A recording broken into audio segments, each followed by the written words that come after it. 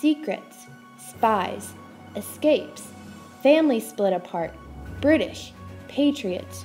All of these symbolize one thing: war. In 1775, when the United States were just becoming their own country, war broke out between England and the United States.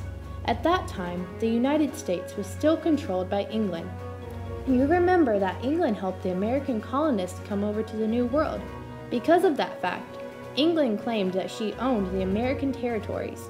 The United States finally were ready to become independent of England, and England did not want to lose that control and power. To keep that control and power, the British first made some new laws limiting what the colonists could and couldn't do. The first was the Sugar Act, in which the colonists had to pay extra money on imported goods, such as sugar. The next was the Stamp Act, making the colonists pay to have papers or newsletters printed. Finally, after 3 more acts, the colonists had enough. One night, the colonists dressed up as Indians and went on a British ship and dumped a whole cargo load of tea overboard. After that situation, the King of England sent soldiers over to America to deal with the uncooperative colonists. The Scarlet Stockings Spy, written by Trinka Hawks Noble, tells even how the smallest citizen can make a difference for her country. Meet Mattie Rose, a fiery young patriot from Philadelphia, Pennsylvania.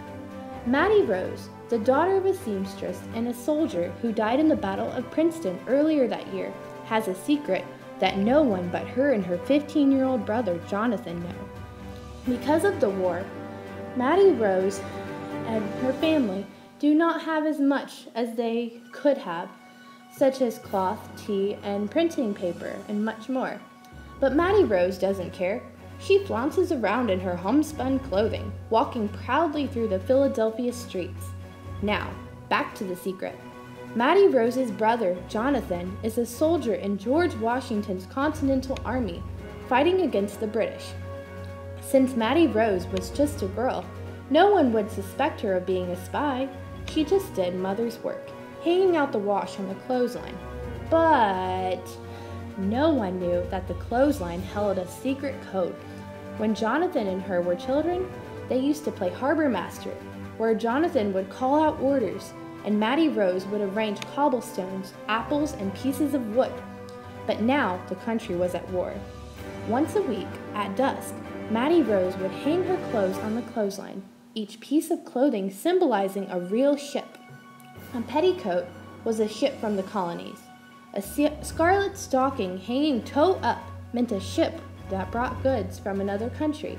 A scarlet stocking toe hung down meant a ship that looked suspicious. A stocking weighed down with a cobblestone meant a British weapon ship.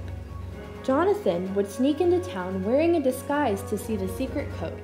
One morning, a battle started at Brandywine Creek. Kaboom! The British were everywhere.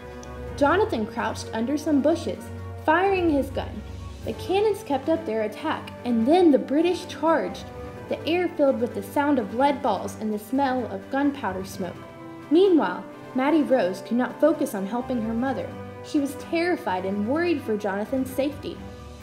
She made her way to the harbor to see what ships there were, so she could alert Jonathan later that night. She looked, and what she saw made her frightened. There in the harbor was a British man-o'-war, a weapon ship. Jonathan must know this.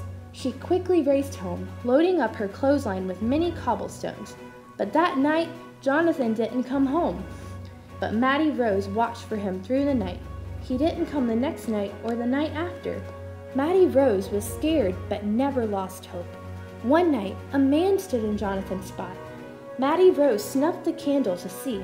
Who was he? When she turned off her light, he turned to leave.